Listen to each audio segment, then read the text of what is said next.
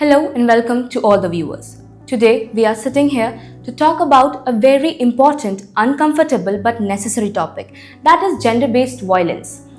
Gender based violence is not only faced by women but also men and LGBTQIA face these. But today we are going to address it from the point of view of a woman. Before we delve into the topic, I want you to imagine a very simple thing, a house where you feel safe, where you dream big, where you achieve big. But do you think it is the same scenario for all? No, it is not. Some houses are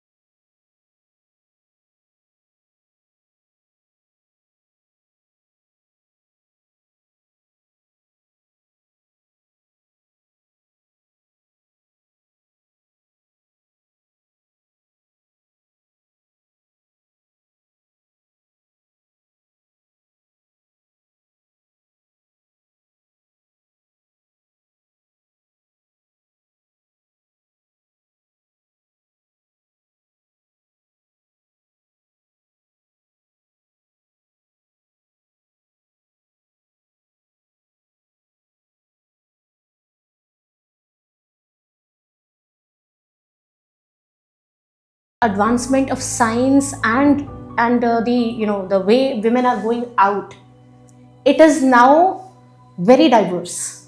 So initially violence meant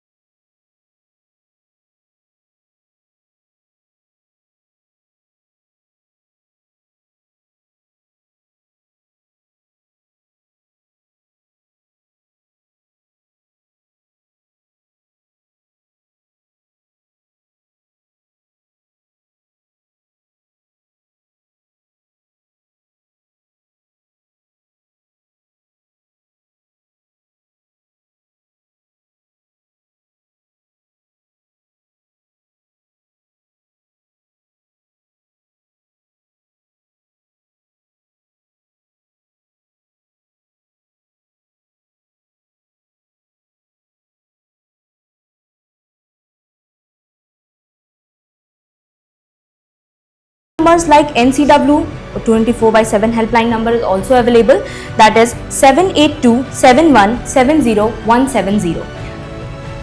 So according to your experience, what are the biggest gaps between law promises and what happens on the ground? Okay, so when we talk about the laws, in general, we can see that the law is very well defined with respect to the crimes that are committed and the punishments that are imposed when a crime is committed. But we do not see any reduction in crimes in general, right? Same goes for the crimes against women. Right. So it's not that the laws are not strict. It's not that the laws are not, stringent enough to control, to hold on to the degree or the statistics for that matter. The problem is these are not implemented in the right minds. For example, if you see that rapists are being paroled and they are being welcomed outside the gates of jail with garlands, the criminals who are being convicted for rape, what message does that send to the society? Right? So it's not that the law is not sufficient or efficient. It is a problem that lies with the people who do not believe these criminal laws to be crime. And unless we understand what crime is and what crime isn't, laws will not help. It's not that law is not reaching the people, it's their mind. The people are not aware about what rights they have and they just keep silent. They are like, it's just women are expected to adjust. They are seen like, you just adjust, he's a man, he provides for you, you can do it. But women are not raising their voices. This is the main issue. Law needs awareness and standing up for yourself. Law is there, but to support you, you have to stand up for yourself. See, it is understanding what a victim looks like, right? Most of us won't even realize that we are victims of certain crimes. So, like I said, it is important to first understand what a crime is really. Okay, so that is a problem. We do not understand what crime is. We are probably encountering numerous crimes and we are just washing it off, we're just brushing it off like it's nothing. With norms and culture and yes, customs. we are basically, we are blanketing it over with these kind of ideas. ये तो चलता है, ये तो होता है. Just adjust, you're being dramatic. Exactly. You are demanding too much, you are asking for too much. This is how it has been done in our families. How a mother used to adjust, you have to do the same. Exactly. This is the line which women are being told in society. Exactly. So the problem here is we need to first understand what crime is before we actually find a solution to it. So not everybody is reading the books, the crime books, right? Not everybody is reading the laws by letter.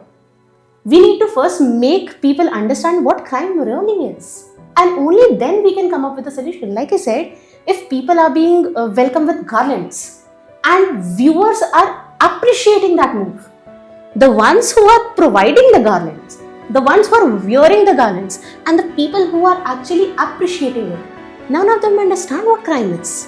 And that is the true problem. We have to make people aware what crime really is and they have to stand up for themselves.